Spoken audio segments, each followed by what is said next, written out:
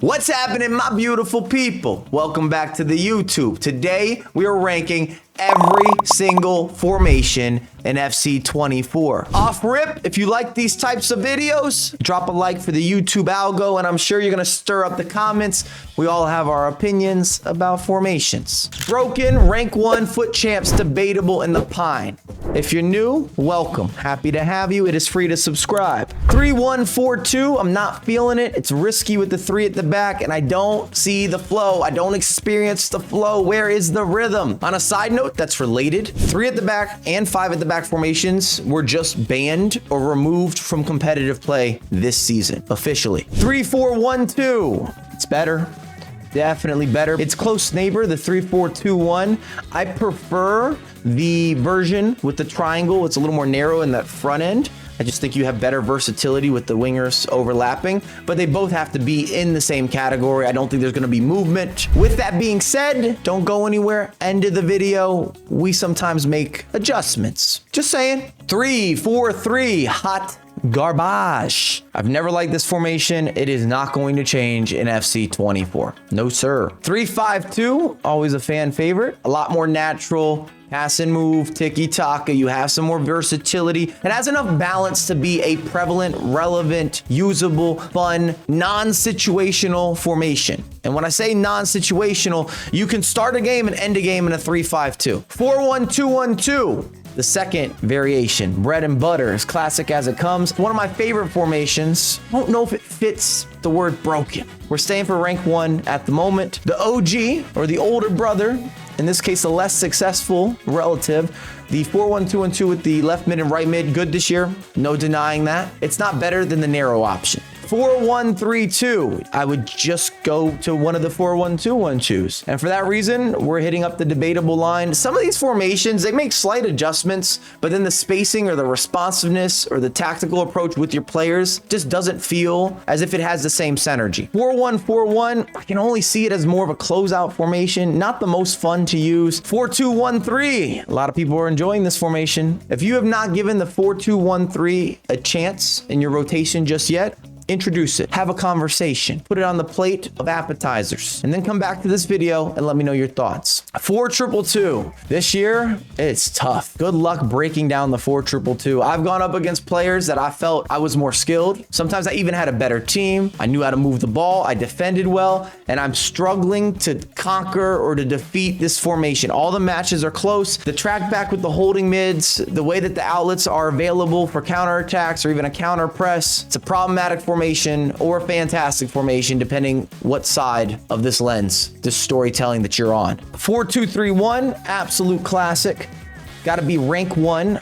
Again, probably not broken, but if you have prime personnel in particular, you'll be able to innovate still offensively. And that's always been the critique, and I stand behind that. It can get complex, but defensively, structured, spacing, support play, all of that, phenomenal. And I'd still recommend to this day, if you are new to this series, FC 24, start with a 4-2-3-1 and then build from there. 4-2-3-1, the second variation, I don't love it. It probably still deserves to be in foot champs. It's even a more defensive version of the 4-2-3-1. And I find the offense now to be much wider. They don't play as nice with some of the quick passing. It doesn't work for me. It's more of a formation that is utilized at the end of a game. You have a lead. You're trying to see out that lead. 4-2-4, it's got to go pine for me. The concept, and in different years, the fun factor was there, but now with tactics and constant pressure and different ways to just push bodies forward, you can get the same effect of a 4-2-4 and a 4-2-2-2, or even some of these other formations just with tactical adjustments. But those other formations have much better balance, so I don't see the reason to rotate a 4-2-4 into your lineup of formations that are regularly in use. 4-3-1-2, incredible draft formation, fast moving, lovely counter press as well. It has to be at least foot champs. I'm not sure if I'm ready to give the nod for rank 1. I'd still recommend the 4-1-2-1-2 narrow over the 4-3-1-2. So I'm keeping the separation at the moment. 4-3-2-1, however, all day rank 1 this year. I talked about it in a previous video. In my opinion, the 4-3-2-1 is better this year than some of the previous installments in terms of having a little more possession, being able to slow a game down. That's always been a major critique, but this year I've been able to recycle. And that might not apply to all of you. If you're watching this and you've been playing this formation as a main formation, you want that rush approach, you can still generate it, but previous years might have suited you better. Into the 4-3-3s, we've got a collective. Let's start with the standardized classic 4-3-3. It will surprise some people. You're gonna be able to leak out. The 4-3-3-2, I don't love the defensive versions. The same can be said with the 4-3-3-3. They're not washes for me, but they're debatable. Some of you will make them work. You're forced them to work. You've put in the time, you've put in the effort. You enjoy what they generate, but for the masses, the macro, which is what I'm looking at, generally speaking, there are just so many formations that are better. Just because I say debatable doesn't mean it's bad. 4-3-3-4, love this.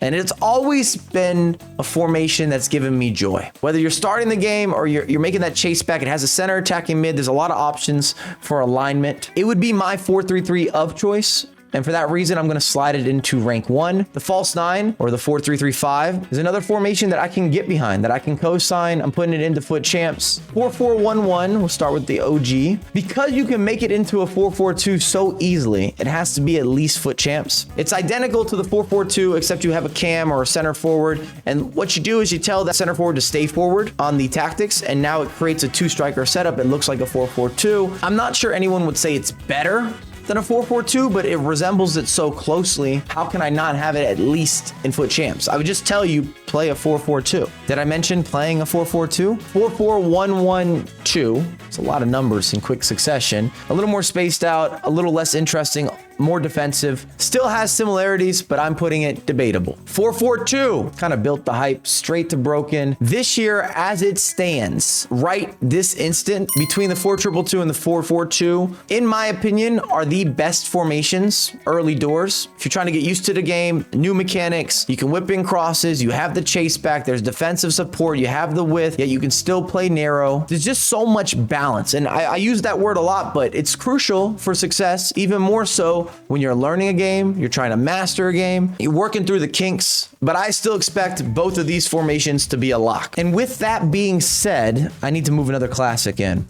I've made the decision.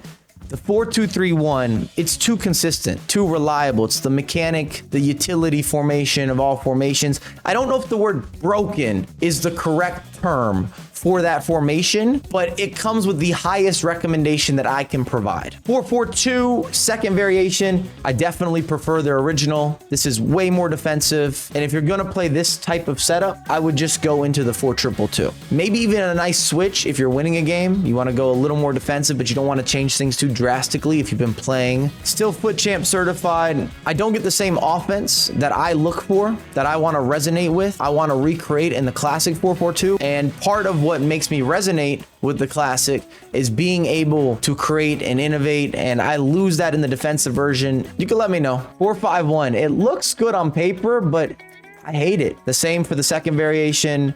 They're just not good. You're welcome to try to convince me otherwise. 5 at the backs, which I told you have been banned for competitive play. With that being said, 5-2-1-2. I hate a 5 at the back, but I know what this formation can do. I don't like it. It's going into foot champs. I'm sorry.